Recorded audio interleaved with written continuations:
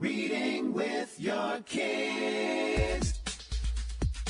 Hola, ni hao, konnichiwa, assalamu alaikum, shalom, mahaba, moni muli wanji, namaste, jumbo, bienvenidos. Hi, my name is Jedley, and this is the Reading with Your Kids podcast. We are coming to you from the beautiful neighborhood of Reedville, in the southwest corner of Boston, Massachusetts. We are so honored and so wicked happy that you're joining us in our mission to help families grow closer through reading. Please be sure to tell all of your family and friends about the podcast, and please be sure to subscribe to the show on the iHeartRadio app, on Spotify, Apple Podcasts, Amazon Music, Stitcher Radio, Good Pods, Podcast Addict, wherever you find your podcast. Our guests today are Sarah Weeks and Joey Ellis. They're here to celebrate Blippo and Beep. Before we invite Joey and Sarah into the studio, we want to let you know that this episode of the Reading with Your Kids podcast is brought to you by Little Littly, written by Susan and Haley Nystrom. Little Littly is the little dog with the big bark and the bigger heart.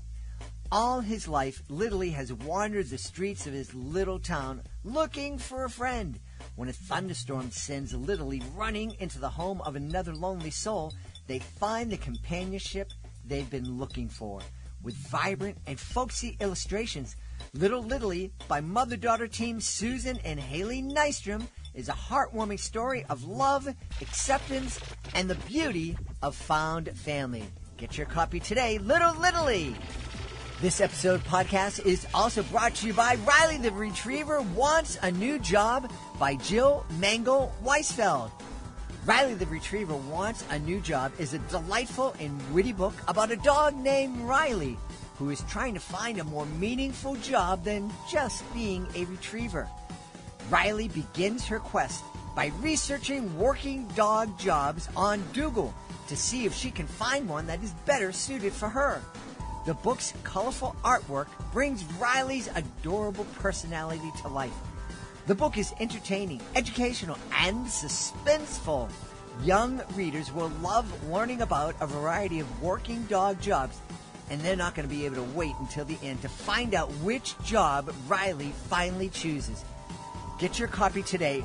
Riley the Retriever Wants a New Job, written by Jill Mangle Weisfeld. Joining us right now are the author and illustrator of the Blippo and Beep series. We're really, really excited to welcome them. First, let's welcome from San Francisco the author, Sarah Weeks. Hey, Sarah, how are you? I'm good, thanks. How are you? I am absolutely wonderful. Thanks for asking, and I'm really excited to introduce our other guest coming to us from Charlotte, North Carolina, the illustrator, Joey Ellis. Hey, Joey, how are you? Thank you for having me. I'm delighted to have you. I'm really excited to have you on. First off, I want to celebrate Blippo and Beep, but we've been through such an incredible 2 or 3 years. And Sarah, you are experiencing something right now that everybody, I think, could really just celebrate. You're out in San Francisco visiting your family, and you're meeting one of your grandchildren for the first time and seeing your other grandchild for the first time in over 2 years. And what a wonderful feeling that must be for you.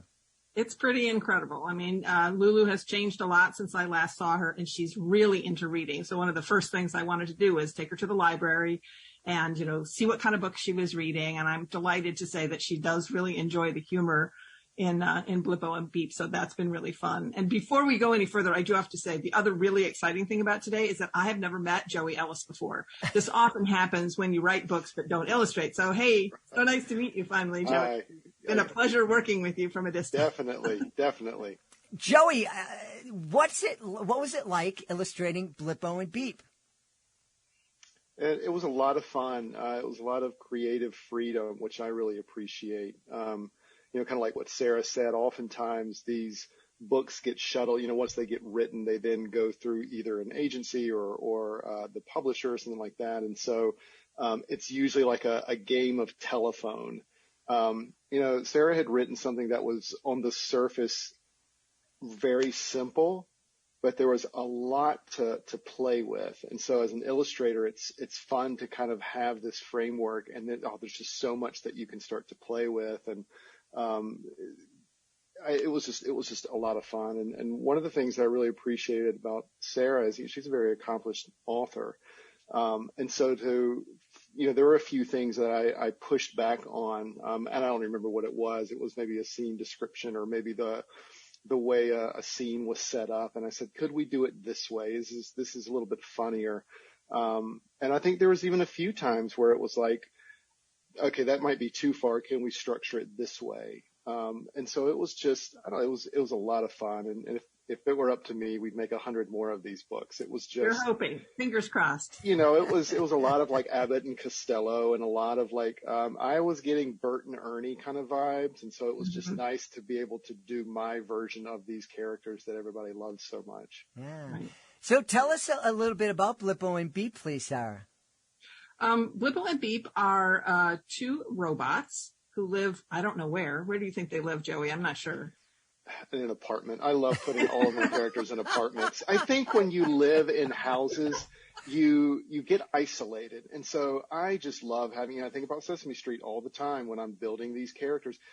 You can't help but run into each other. And right. So, you think about Friends and Seinfeld and all of these legendary sitcoms, and where do they all take place? In these very small condensed areas where you have to interact with people. That's so interesting. That's interesting to hear. It's always interesting when I get a chance to talk to an illustrator about what they thought about the story, because I did try and make it really simple. The concept is really about it's this thing that I love when kids are learning how to tell a joke. Rarely are they funny. They love knock-knock jokes, but they don't really understand them. And I can hardly wait for Lulu to get to that stage, because it's just one of my favorites. She knows what's funny. She calls me Gigi. She'll say, Gigi, be funny. So, she knows what's funny, but she doesn't quite know how to do that herself yet. But there is this stage that all kids go through where they want to tell a joke. And so in this story, it's Blippo, who's the more childlike of the two, who's trying to learn how to tell a joke, because he knows that his best friend Beep loves jokes, but he just doesn't know how to tell a knock-knock joke. So that's what the sort of premise of the story was. And Joey did all these wonderful things to make it, to bring it to life. Like, for instance, there's this, do you call it the emotion screen? That's what I call it. There's a screen on Blippo that shows his emotions in pictures, which is so brilliant, because this is an early reader. So the words are very simple, but the tricky part about writing an early reader is the words have to be simple, but the concept can't be simple, or it's boring to the kids. They're able to understand something much more than that. So they may not know how to spell or read the word embarrassment or frustration or anger, but they know what it looks like. And so Joey did this wonderful thing where, sometimes it's in a thought bubble, but I love the emotion screens. And when I've been doing author visits and showing this book, the kids go nuts for those. They're like, look at his screen. And they love that. So that was completely Joey's idea. And that's the fun thing, the good thing about not being able to draw. I can't draw. So I get to work with some really talented people. And Joey was an absolute pleasure to work with on this. Joey, as an illustrator, Sarah was telling us how much she loved that particular innovation. Is it somewhat intimidating for you to have this kind of idea and to say, how about if we add this to your masterpiece? I think maybe when you're younger, yes. But I think once you get older and you begin to realize that, people are coming to you for what you do, and you've got, a work history, and you've got experience, and you've had the opportunity to work with a lot of great people, that if you don't suggest these things, then you're almost disappointing these people. The worst they can say is no, and then we'll just move on to the next idea. Right. And so, I would just encourage, young authors and illustrators out there that, as you get more experience, people are going to look to you for your opinions. They're going to look to, what's the old saying, like iron sharpens stone, or what? That doesn't make any sense. But iron sharpens iron. I don't know. Anyway, I'm not going to be sharpening anything anytime soon. But you know what I mean? Like you get really great people, and people that are better than you, and you're kind of expected to rise up and then elevate them. And so, again, I think Sarah's just really great to work with, and I felt very comfortable suggesting things. And you definitely don't want to throw the baby out with the bathwater kind of thing, but you want to look at things and say, gosh, this feels like this. This feels like it would be better if this happened. Mm-hmm. And then sometimes, as an illustrator, you just sneak things in and see if you can just get away with it. So I'm sure that in behind my back, you're saying that I'm a nitpicker though, because I was totally nitpicky about the expressions on their faces, since, it was like I was trying to draw these two characters, and then, and Joey's idea of Beep was, she was a little more annoyed than I had pictured her, and so we went back and forth. And by the way, as I said, we've never talked to each other. We work with this wonderful editor, Renee Kelly, and she is like the middleman here. So, so when Joey was pushing back, she said, look, he gave in on this one. Can you give on this one? So she was like the peacemaker on that. I can't take credit for my flexibility. I was like, what about this? She's like, calm down, so I don't know if she was doing that with you, Joey, but she was definitely keeping in that cage. I can't remember. Here's the deal. When you wrap a project like this up, if you want to do it again, then it was a great experience. So there we go. There you go. This is fun. I find it fascinating to just talk about the process. When I started the Reading with Your Kids podcast 5 years ago, I remember having a conversation maybe 4 or 5 months in with a publisher, and I just asked them, how long does it take for a typical picture book to go from idea to being published? And I almost fell off my chair when he said, 2 or 3 years. And I'm like, what? But, it is a fascinating process. And the idea, and I was also blown away when I discovered that books that are published by big traditional publishing houses, there's very little direct collaboration, if any, between an author and an illustrator. In fact, I just finished post-production of an interview where we were talking with the author and illustrator, and in that case, they were both very established in the field, and the author went to the publisher and said, I have the greatest illustrator for this book, which I'm told is a no-no. You should never do that. I've only done it once. But it I'm happy to say it worked, and I'm happy that this worked so well.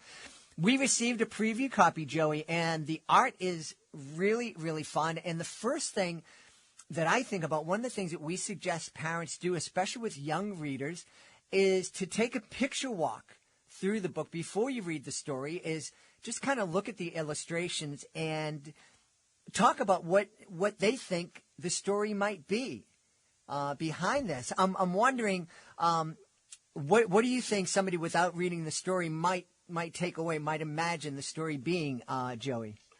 Oh goodness, there's a storm happening right now. So if you see the lightning, is that we're fine, but just know what's going on in the background. So I want to go back to something that Sarah kind of touched on a little bit.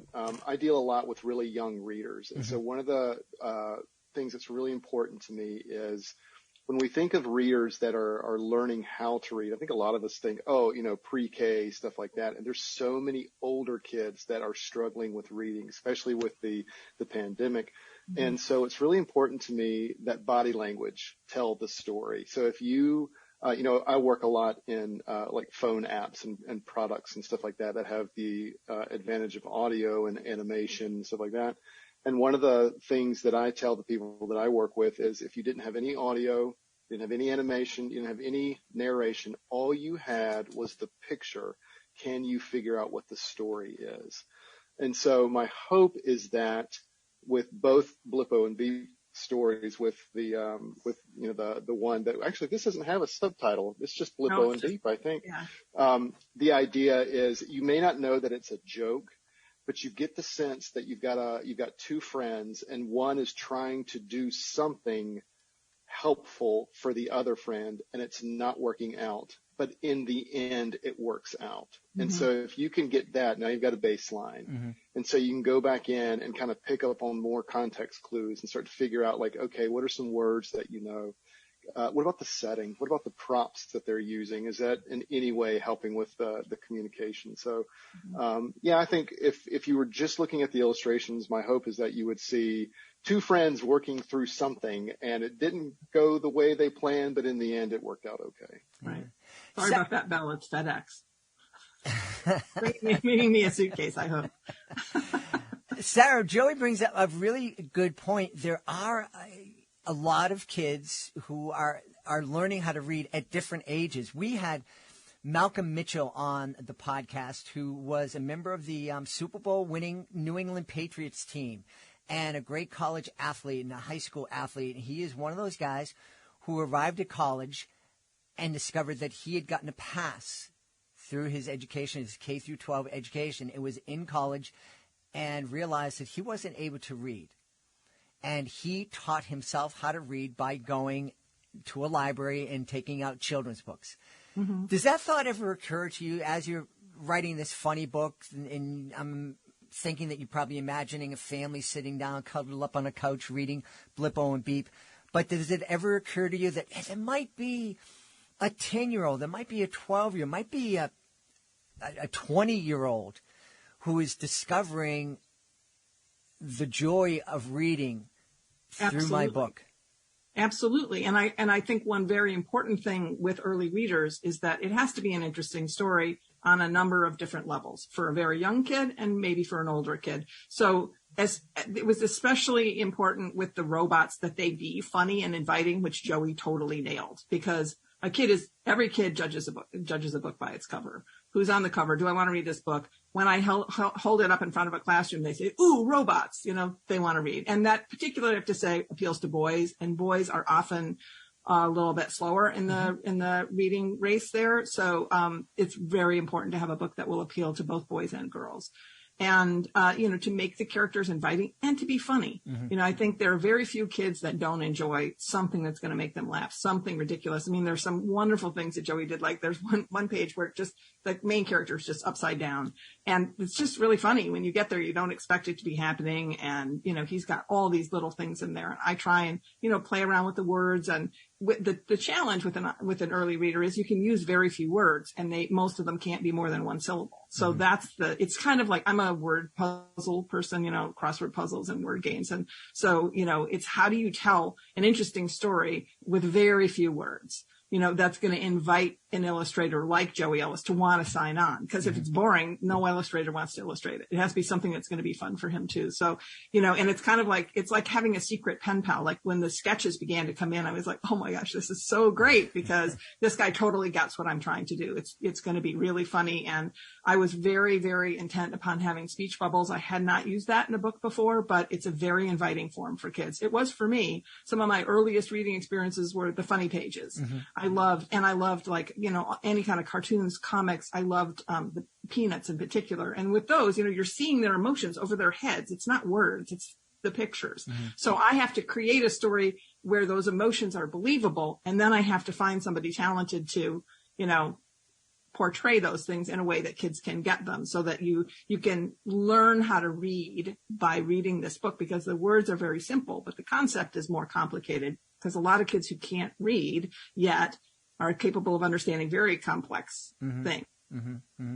Yeah, one of the things that I found working with kids at various stages in my life is that some of those kids that are labeled difficult students and not going to learn, they're having trouble learning, they're really streetwise, and they have a wisdom that puts them above in a lot of ways. So I appreciate that. Joey, I'm wondering, when you first received the Blippo and Beep manuscript, did just a light bulb go off and go, yeah, I can't wait to jump into this? One of the things that I was really excited about was that we've actually read Sarah's stuff for a long time. So both my boys read, what is the book with the lunch tray? My wife's sitting right here. She's going to be, Save Me a yes. Seat. Yeah. So they've both read that one, and neither one of them liked to read, and they thought that book was okay, which is high praise. That's high praise. That's from them. So I do a lot of stuff with comics, which if anyone's ever worked with comics, it is so laborious. It is so much work.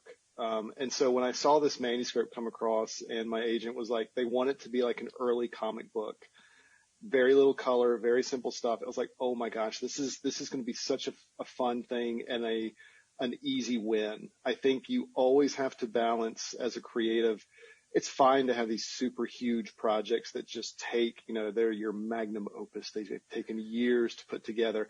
You've got to balance those out with these smaller projects that you can kind of like go from beginning to end in a matter of months instead of a matter of years. Mm-hmm. And so when this particular manuscript came across my desk, I really appreciated how simple it was.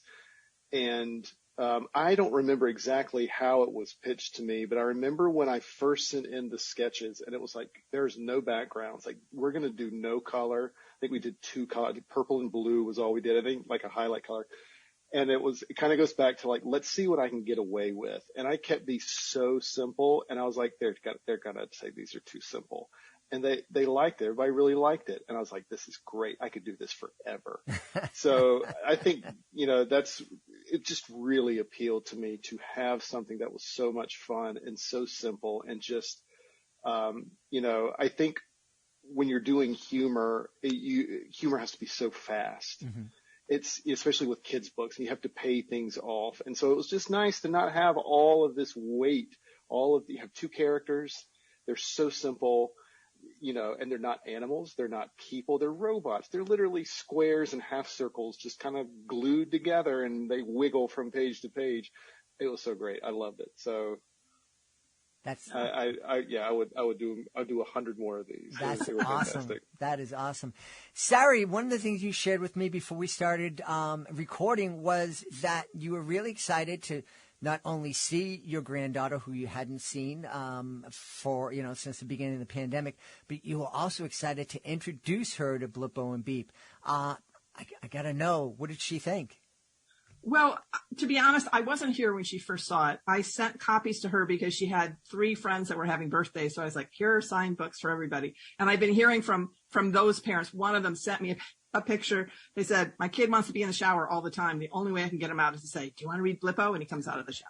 So that's sort of the firsthand thing. Lulu at the moment is into a book called Even Firefighters Use the Potty. So I've read that about 10,000 times since I've gotten here. And she's very interested in like the lift the flap part and all that. So I can't say I have firsthand experience of her reading it. I just heard from her dad. Now, my kids were, I raised them in New York City. I've been writing for 30 some years, and they were never that interested in my books. But now that Gabe has a child, he called me and said, hey, Mom, this is a really good book. I think this is a real moneymaker.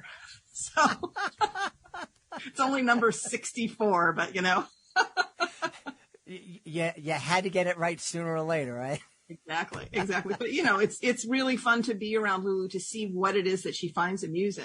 Mm-hmm. And when I went to the library, I pulled off books by authors that I love and illustrators that I love.